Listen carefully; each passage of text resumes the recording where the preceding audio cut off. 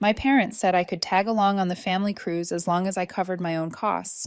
I declined politely, but then my card got hit for my $9,900.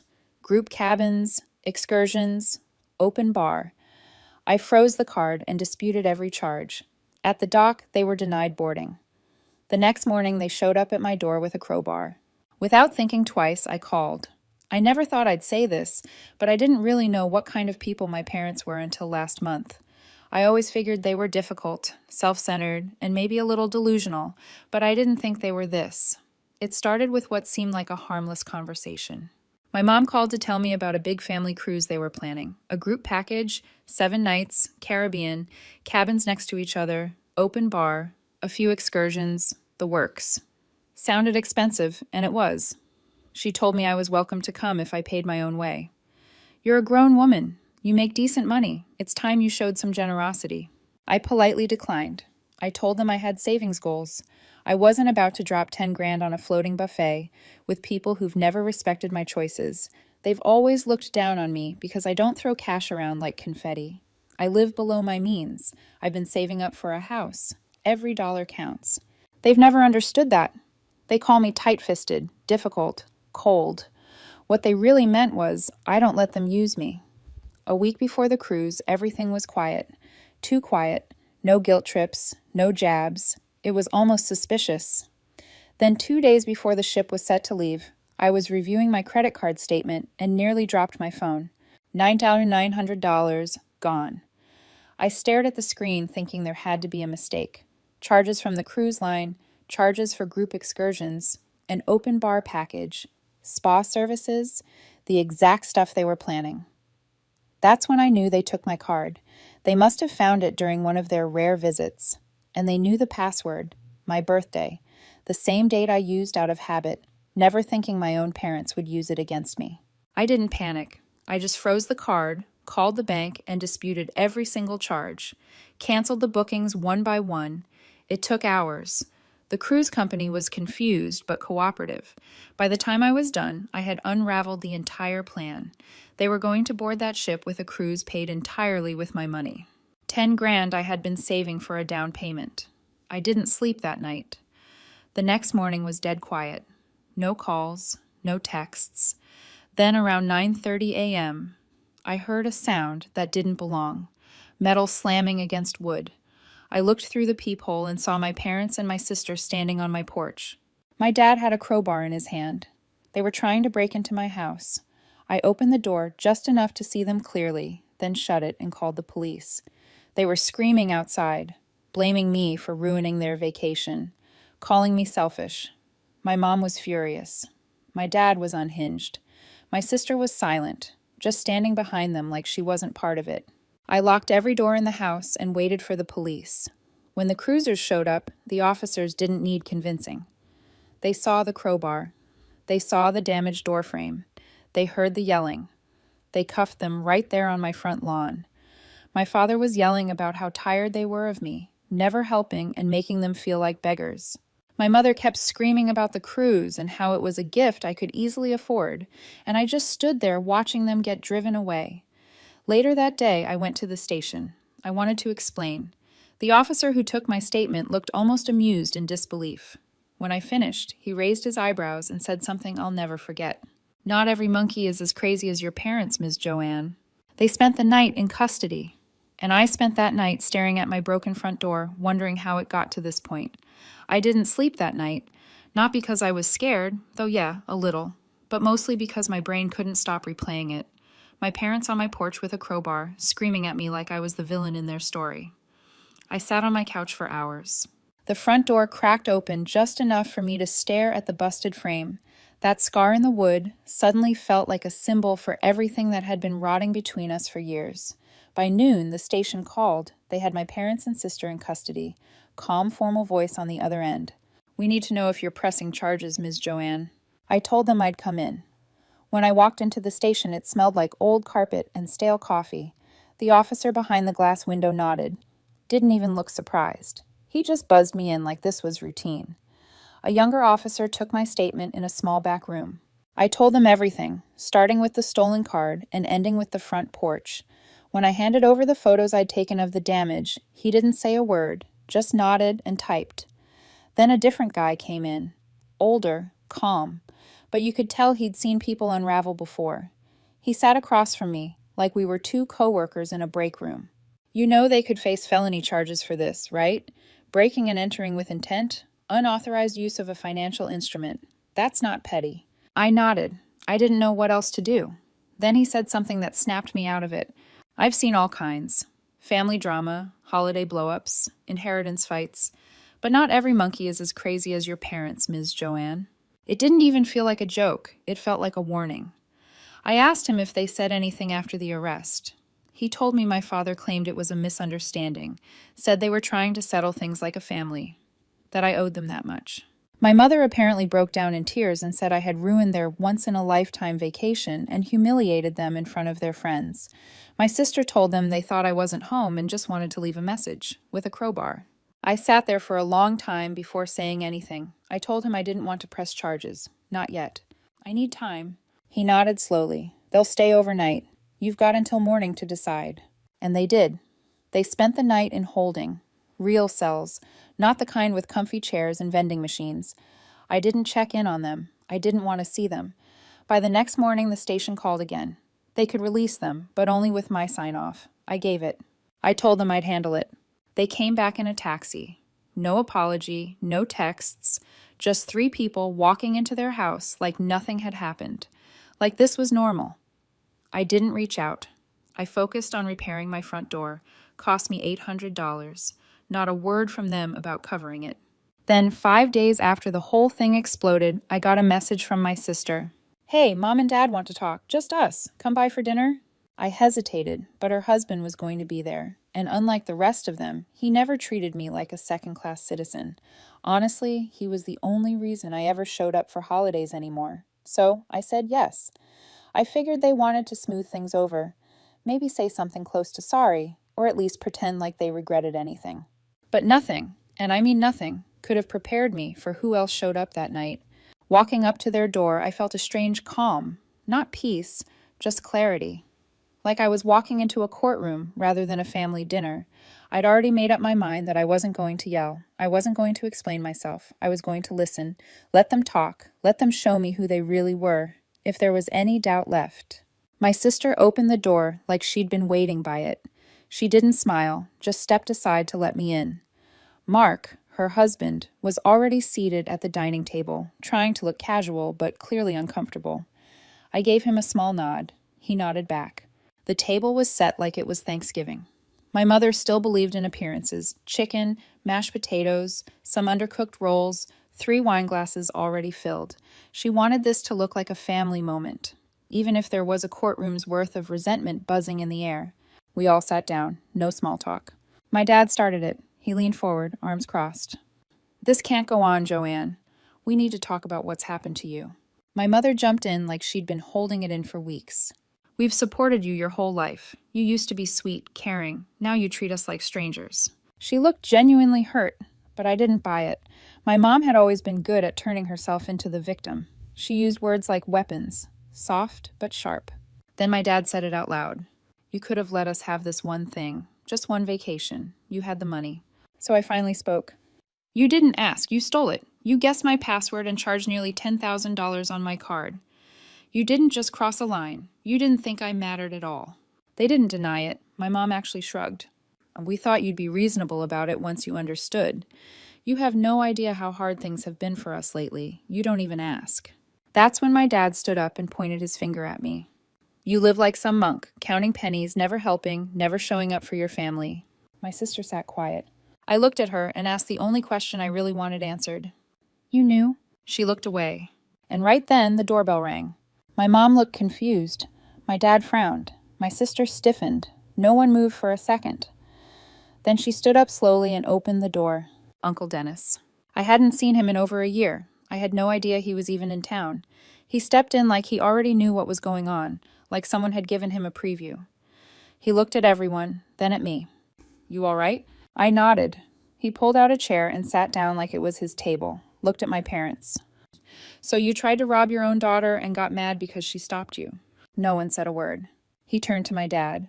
You know how messed up this is, right? I've done some wild things in my day, but I never tried to crowbar my way into my kid's house because she didn't buy me drinks on a boat." My dad opened his mouth, but Dennis cut him off. "You got caught. That's why you're mad. And instead of apologizing, you're throwing a pity party and calling it dinner." My mom said they were desperate, that they had no other options, that I was being cruel. Uncle Dennis laughed.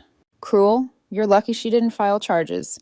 You'd be sitting in a cell right now trying to explain why your family reunion involved a felony."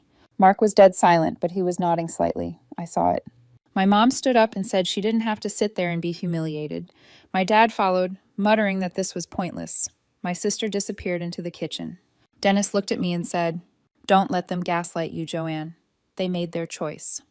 You're not wrong for protecting yourself." He finished his wine, stood up, and patted me on the shoulder.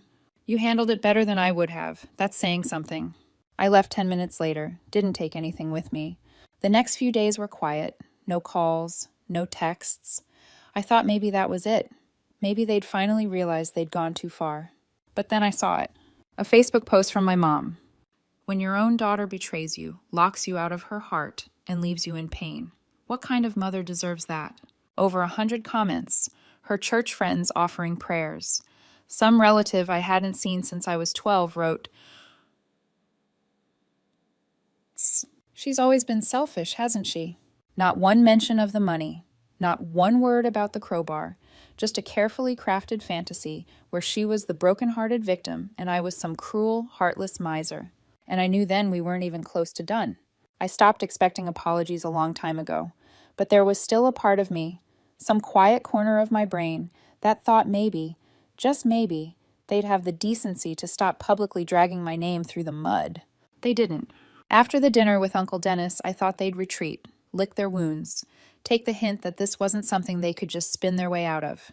Instead, they escalated.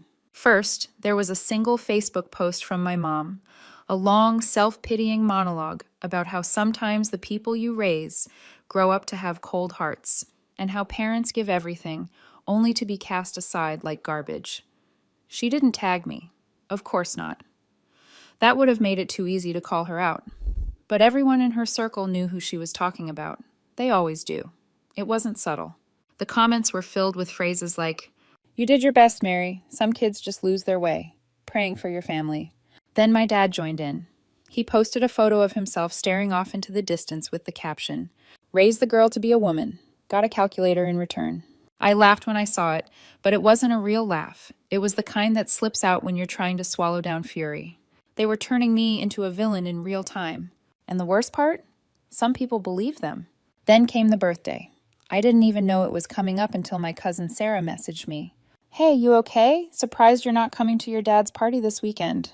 I sat with the message for a few minutes, then checked social media. That's how I found out they were throwing a backyard bash for him. The kind of thing that costs money. Money they didn't have 2 weeks ago when they were charging thousands on my card behind my back. There were photos. Lots of them. My dad at the grill.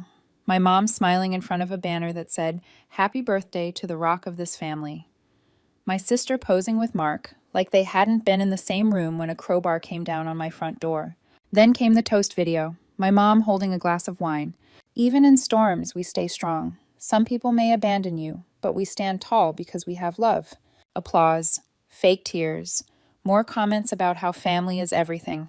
I sat in my kitchen with my phone face down on the table and tried to decide what felt worse, the fact that they actually believed their own lie, or the fact that they were winning sympathy while I was sitting here fixing the damage they left behind. They never paid for the repairs, not a cent, not the door, not the fees from my credit card company, not even the locksmith I had to call to redo all the locks after the incident. And if I had been gone that morning, if I hadn't heard them at the door, what would they have done? What exactly did they think they were entitled to? I didn't have answers, but I was done sitting in that gray space between forgiveness and stupidity. I couldn't reason with people who built a fantasy in their heads and then punished me for not playing along. I'd kept the receipts, the emails, the police report, the screenshots of every post, and more importantly, I still had a paper trail of the fraud investigation from my bank. So I made an appointment. Walked into a lawyer's office with a folder full of evidence and a stomach full of fire. I told him the whole story, from the cruise to the crowbar to the smear campaign. He didn't flinch. He didn't say it was dramatic or messy. He just listened. When I was done, he looked over the paperwork again, then leaned back and said something simple. They cost you 10 grand, emotional distress, and tried to break into your home. This isn't just a family issue anymore. This is civil, and maybe even criminal. If you want to pursue compensation, we can go after them for real. I didn't decide right then, but something shifted in that office, the kind of clarity you don't come back from. They thought they didn't have to give the money back, that they twisted the story well enough to avoid consequences, that I'd do what I always did, stay quiet, keep the peace, walk away. They were wrong. I wasn't done yet. There was no dramatic music playing when I signed the papers, no sense of triumph. It felt cold, procedural. But it was the first time in a long while that I felt like I had control again. The lawsuit was straightforward: theft of funds, property damage, emotional distress.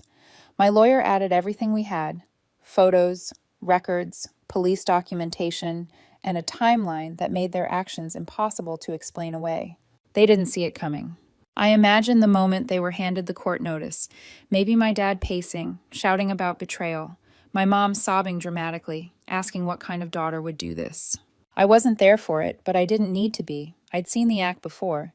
A day later, my sister texted me. "Are you really suing Mom and Dad?" No hello, no apology, just straight to disbelief. I didn't respond.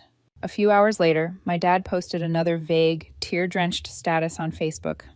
You raise a daughter, you give her everything, and one day she turns around and puts a knife in your back. That's the thanks we get. That post got over 200 likes. Their Facebook friends flooded the comments with prayers, sympathy, and open hostility toward me. One distant relative even commented, "Don't worry, God sees everything. He'll punish her." They had weaponized pity, and it worked.